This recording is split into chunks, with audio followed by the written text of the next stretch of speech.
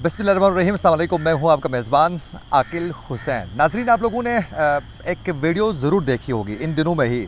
जिसमें chief justice Umar Ata Bandial और justice काजी फ़ाइज़ ईसा किसी तकरीब में हैं। वहाँ चीफ जस्टिस उमर अता बंदियाल जो हैं वो मिलने के लिए वहाँ करीब आते हैं, किसी और शख्स से भी मिल रहे हैं। उस दौरान जस्टिस काजी फ़ाइज़ ईसा जो हैं फ़ौरी तौर पर उनसे मुँह मोड़कर दूसरे बंदों के साथ वो गुफ्तगू में मसरूफ़ हो जाते हैं। ये वीडियो मंजराम पर आने के बाद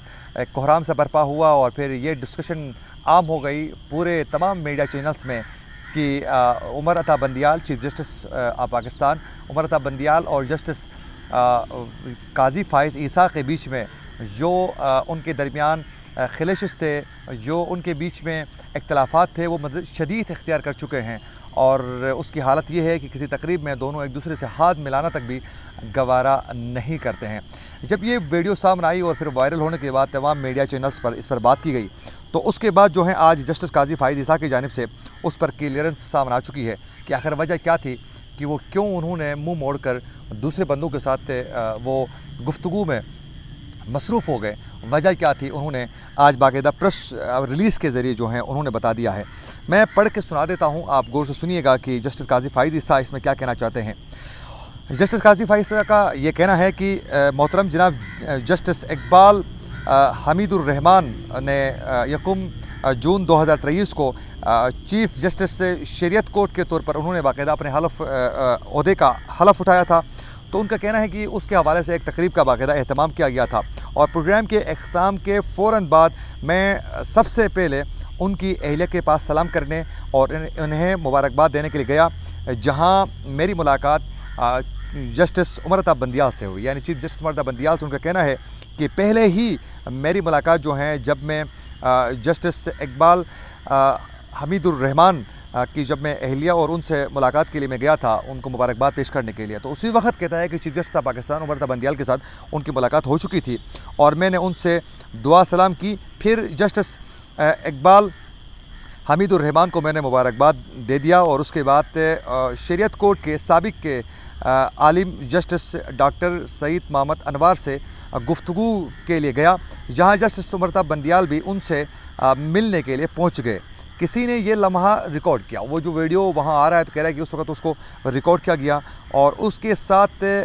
गलत तौर पर इस बात का इजाफ़ा किया गया कि मैंने जस्टिस बंदियाल को सलाम नहीं किया, जबकि इससे चंद मिनट कबल मैं ऐसा कर चुका था, यानी पहले ही मैं मिल चुका था। लेकिन उस वीडियो को बुनियाद बनाकर ये तासुर देने की कोशिश की गई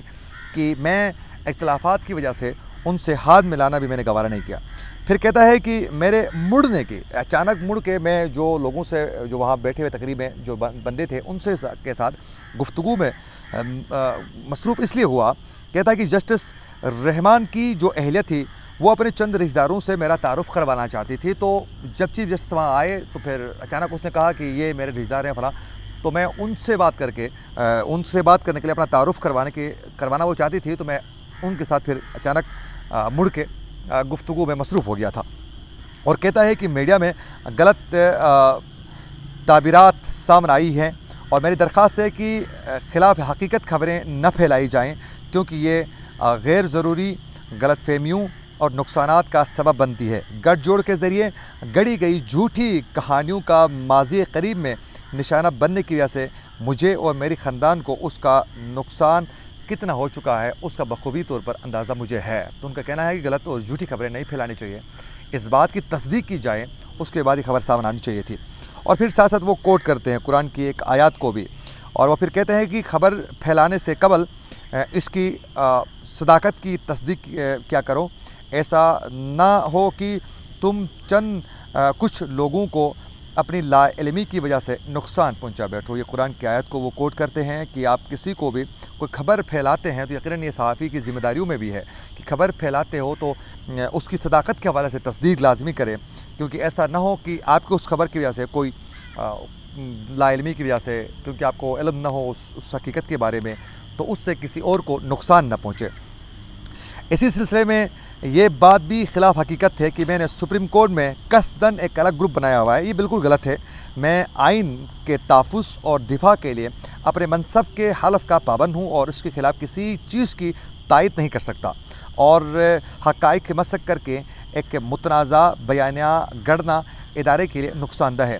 ہمیں غیر ضروری امور میں پڑھنے کے بجائے مل کر ایسا مضبوط عدالتی نظام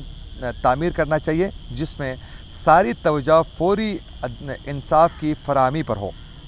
جسٹس قاضی فائز عیسیٰ، یہ وہ تمام چیزیں کلیئر کرنے کی انہوں نے کوشش کی کہ ہوا کچھ کیا تھا اور پھر بعد میں اس کو کیا رنگ دیا گیا۔ تو میرے خیال میں تمام صحافیوں کی یہ رسپانسبلٹی ہے بالخصوص کہ وہ حقیقت کو مسک کر کے پیش نہ کیا جائیں، یقیناً اس سے بہت بڑے نقصانات کا بھی سامنا کرنے میں وقت نہیں لگتا ہے۔